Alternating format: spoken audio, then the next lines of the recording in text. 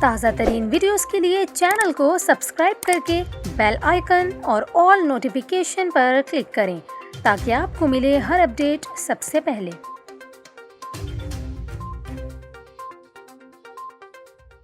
اور ابھی آپ کو بتائیں، مسلم لیگ نون کے رہنما خواجہ سعد رفیق نے کہا کہ آئی ایم ایف کے احکامات پر پیٹرول کی قیمتیں 200 روپے فی لیٹر تک بڑھانے کا منصوبہ ہے۔ انہوں نے کہا کہ عوام کا خون نچوڑا جا رہا ہے، مہنگائی کے طوفان کے سامنے بند باندھنے کے لیے باہر نکل کر عوامی احتجاج کے سوا کوئی اور چارہ نہیں رہا۔ انہوں نے کہا کہ پاکستان ڈیموکریٹک موومنٹ کی کال پر لبیک کریں گے۔ دوسری جانب پاکستان مسلم لیگ نون نے مہنگائی کے خلاف ملک گیر احتجاج کے سلسلے میں پہلا احتجاجی مظاہرہ راولپنڈی میں کرنے کا اعلان کیا ہے۔ اس بات کا فیصلہ پاکستان مسلم لیگ نون کے مرکزی صدر میاں شہباز شریف کی زیر صدارت منعقدہ اجلاس میں کیا گیا، جس میں سابق وزیر اعظم شاہد خاقان عباسی، احسن اقبال، خواجہ سعد رفیق، مریم اورنگزیب اور دیگر پارٹی رہنماؤں نے شرکت کی۔